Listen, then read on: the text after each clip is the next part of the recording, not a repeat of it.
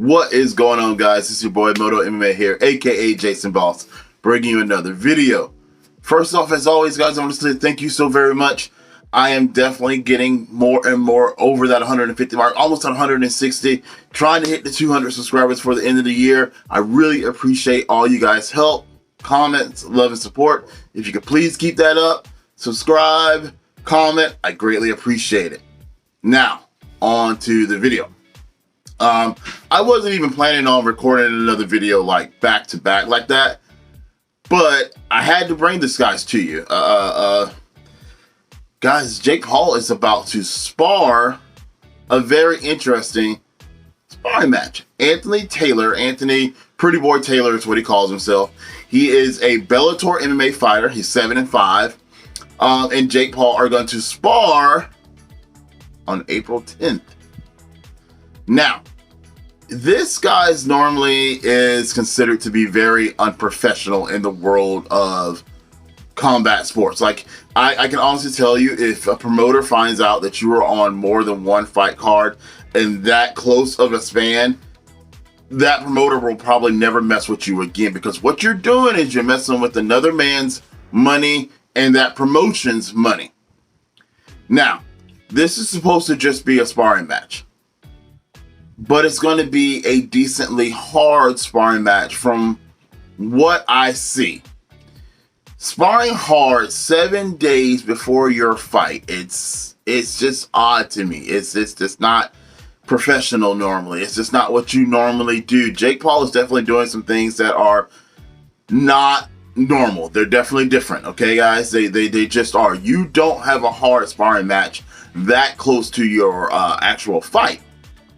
Now, I'm going to leave the video down below of Anthony Taylor and what he says about the sparring match. According to him, they will be using headgear, 16-ounce gloves, that he's not going to push Jake Paul, but he just wants to see how much Jake Paul has improved, how, if Jake Paul's gotten any better, and try to help Jake Paul to, get ready for Ben Askren. That's in Anthony Taylor's words, but at the same time, from what I hear, these two had a little bit of beef. Maybe not much. I think Anthony Taylor, he seems to be humble. I gotta be honest with you. He seems to be humble.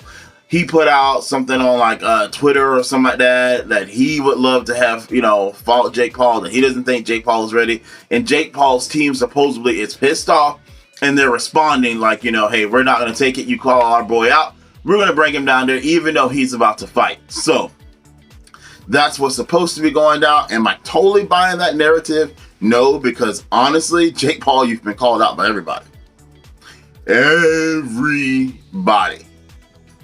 What about this guy makes you want to take this specific call out this close to your fight? Guys, I get it, we talk about the warrior spirit and not taking any crap and all this kind of stuff. But Jake Paul has managers and different people, and he's supposed to be a smart businessman. His manager, BJ, I believe BJ Flores is supposed to be a smart guy. This is just not what you do 7 days prior to your fight.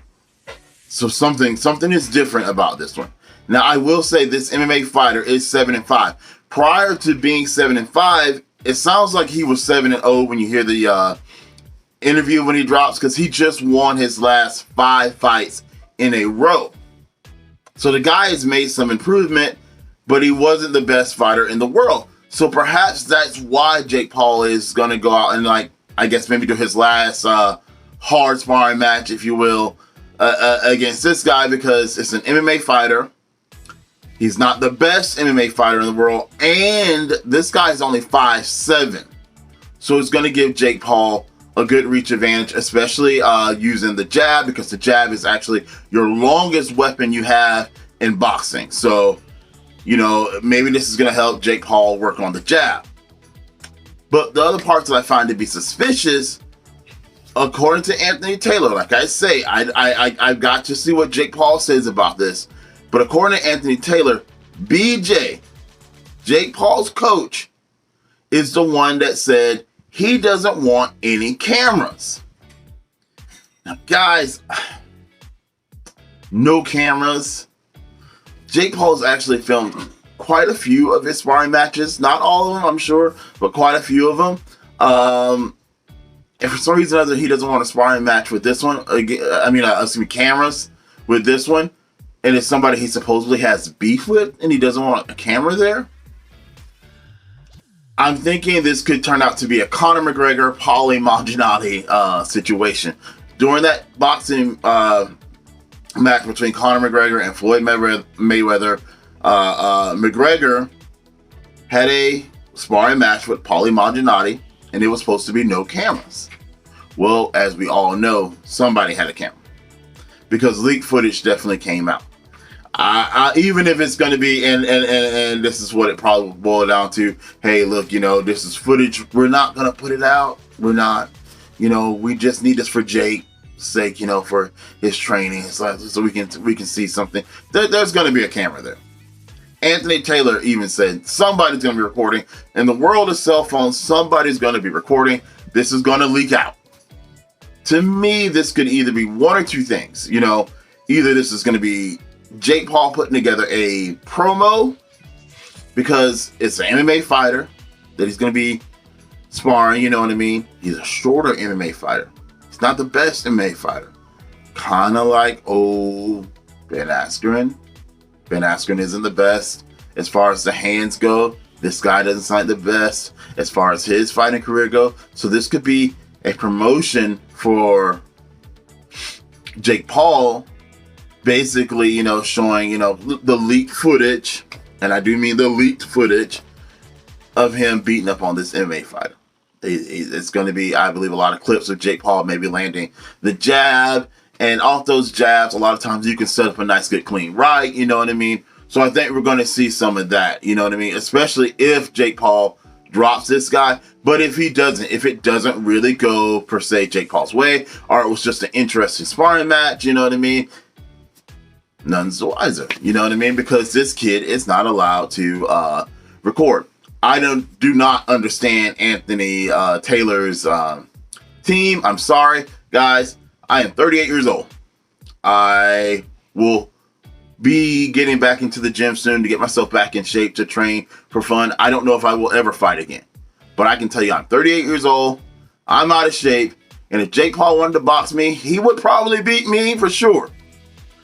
But there would be a camera around, because it's Jake Paul, okay? It's Jake Paul, period.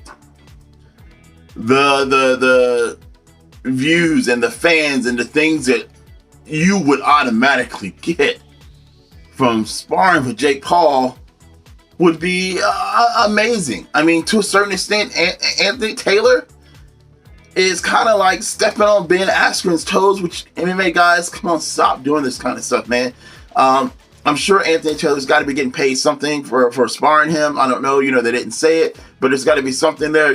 Money, man, it's just like, I don't know, making the MMA community do some crazy stuff. First off, they're cutting off a lot of their skills. You spend hundreds and hundreds and hundreds of hours learning how to wrestle, how to kickbox, how to throw knees, how to do all this kind of stuff to say, okay, I'm going to limit myself to just my boxing skills, for money, and now I'm going to potentially, if, like, let's say he hurts Jake Paul, okay, and his team leaks this video. If he hurts Jake Paul, it takes away the thunder from Ben Askren, because there's nothing like your first loss when you're the guy that beat the bad guy, or you're the guy that beat the superstar in other people's eyes. Because, man, I'm telling you, right now, certain people feel like Jake Paul wears a Superman cape and he flies off and saves Lois Lane every time she's in trouble. People feel like Jake Paul just cannot be beat almost, you know what I mean? At least not by the average MMA guy or Ben Askren for sure. So, this guy, Anthony Taylor's swooping in before the fight and getting it done. I mean, they're going to be wearing headgear. It's supposed to be a sparring match, but it leaves me with just a lot of questions. Like, why would Anthony Taylor say, yeah, okay, I will agree to this and make it public? Because it's different, guys. It is different because Jake Paul has sparred a bunch of other people, okay? He's sparred a bunch of other people. But there's not been a specific sparring partner or whatever, that a big deal was made out of it. It hasn't, you know. Usually we know he sparred this guy, we heard he sparred that guy, but for some reason or other, this is going to be made into kind of a big deal. This is different. And why Anthony Taylor isn't trying to get in on the pot, I don't know. I don't know what he's going to get out of it. I mean, maybe he is getting something out of it. Obviously, here I am. I didn't even know who Anthony Taylor is. I'm going to be honest with you. I had never heard of him. You know, I don't follow a lot of the Bellator guys. And I'm talking about him. And I'm sure I won't be the only one before this is all said and done. So, I mean, yeah, to a certain extent, maybe he said, hey, the no camera thing, he was agreeing with it because he knew, you know, if it's Jake Paul and you're doing anything with Jake Paul, you're going to get a little bit more clout and recognition, especially if you're in there mixing it up with Jake Paul. So, you know, maybe that's all he needed and he wanted, and that's all his coach needed, and they want it, and they have enough trust in their guy and his abilities to think that he can get in there and maybe not even per se beat Jake Paul, but hang with him in sparring, make it a good sparring match, not get hurt. So, you know, that could be their mindset. You know what I mean? It really could be. You know, maybe it's not something they want, something major league out of it. I don't know. For Jake Paul's camp, obviously, I believe this BJ Flores guy is very smart. I believe BJ wouldn't put Jake Paul in the position that he thinks Jake Paul is going to get hurt in. So I think he believes that Jake Paul can beat this guy. And I do believe that he feels like this will be something that will maybe help boost Jake Paul's confidence even the more prior to this fight. Because he can say, look, you just sparred an MMA guy, a guy that was actually, you know, coming up in it. You know, he just won his last, you know, 5 fights or whatever like that in a row and this and that. And he's a better fighter than Askren ever was. And, you know, you beat him. So, I mean, it could be that. Could be that. I don't know. Sorry about that. My phone's ringing, guys. People want to call me during the middle of the video. For real. For real. But anyhow, let me know what you guys think. I mean, like I say, to me, this is very unprofessional because if Jake Paul gets hurt prior to this, this may stop a $1 million payday for Ben Askren. Or could put Jake Paul in a situation where if there are any kind of cuts or anything that happens, that if Ben Askren opens up, could cause Jake Paul to lose by the TKO. I am not understanding this at all. 7 days before your big fight, you go fight. Alright guys, if you have any insight or anything you'd like to add to this, please let me know. Drop it down in the comments below. Help your boy figure this out because I'm confused. Doesn't make any sense to me. This is not normal. Alright, it's your boy Moto MMA, aka Jason Ball, saying please continue to comment, like, subscribe. Let's hit that 200 goal. And I appreciate it, guys. Peace.